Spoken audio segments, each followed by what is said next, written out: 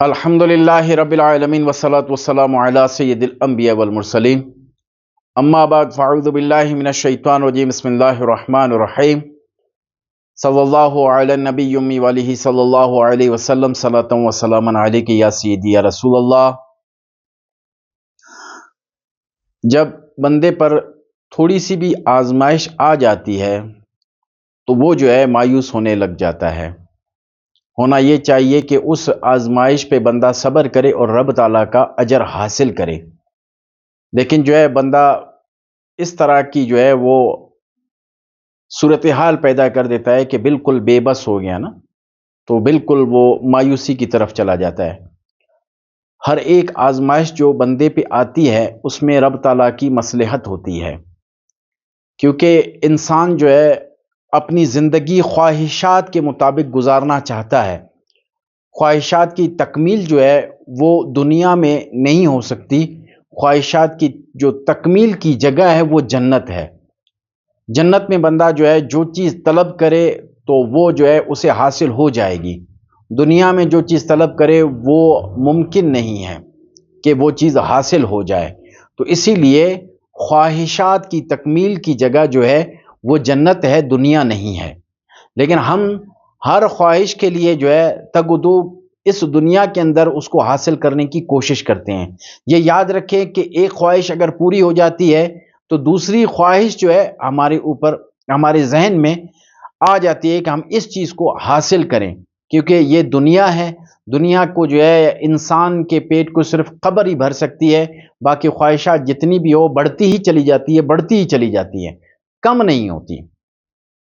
تو اسی طرح ہر آزمائش پہ رب تعالیٰ کی مصلحت ہوتی ہے۔ تو ایک شخص تھا، وہ جو بحری جہاز ہے وہ اپنے سمندر میں جو ہے وہ چلا رہا تھا، آخر کار جو ہے وہ جہاز ٹوٹ گیا تو وہ شخص کنارے پر آ کر بیٹھا۔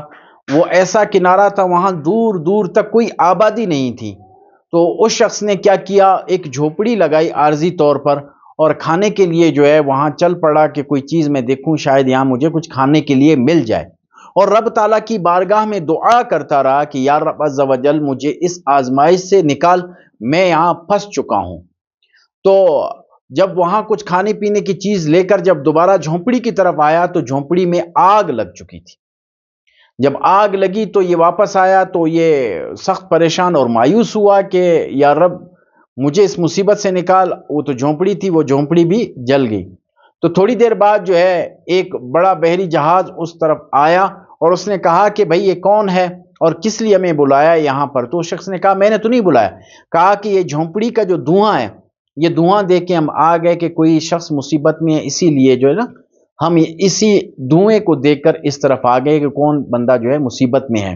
تو اس نے رب تعالیٰ کا شکر ادا کیا اور اس مقام سے وہاں سے نکل گیا۔ تو اسی لیے ہر آزمائش میں جو ہے رب تعالیٰ کی مصلحت ہوتی ہے، اور جب آزمائش آ جائے تو رب تعالیٰ سے تعلق جوڑ لیں، رب تعالیٰ کی بارگاہ میں گڑ گڑا کے دعا کیا کریں، اور یاد رکھیں کہ ایک ایسا وظیفہ ہے جسے سرکار صلی اللہ تعالیٰ علیہ وآلہ وسلم نے ارشاد فرمایا، وہ ہے آیت کریمہ، کہ جب بھی آپ کسی بھی معاملے میں پھنسے اور بے بس ہو جائیں تو اس آیت کریمہ کو آپ پڑھتے رہیں، لا الہ الا انت سبحانک انی کنت من الظالمین۔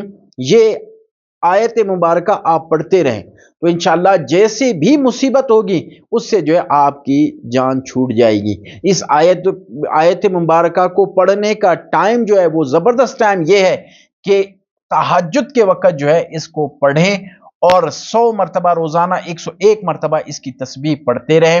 انشاءاللہ عز و جل 21 دن کے اندر اندر جیسی بھی آپ کی پریشانی ہوگی، جو بھی ہوگا آپ کی جو ہے جس قدر بھی جو ہے رزق کا مسئلہ ہو، جو بھی پریشانی ہو، وہ انشاءاللہ اس پریشانیوں سے آپ جس آزمائش میں مبتلا ہیں اس سے آپ کو نجات مل جائے گی۔ یہ آیت کریمہ ہے، کوشش کریں کہ تہجد کے ٹائم پڑھیں۔ اگر تہجد کے وقت آنکھ نہیں کھلتی تو فجر میں ضرور پڑھ لیا کریں۔ اگر فجر میں بھی آپ نہیں پڑھ سکتے تو کم از کم عشاء کی نماز کے بعد اس کو پڑھ لیا کریں، اور جب اس کے 21 دن مکمل ہو جائیں اس کے بعد آپ نے صدقہ دینا ہے، تو انشاءاللہ جو آپ کے رکے ہوئے کام ہیں وہ آپ کے تمام کام جو ہے پایہ تکمیل تک پہنچ جائیں گے۔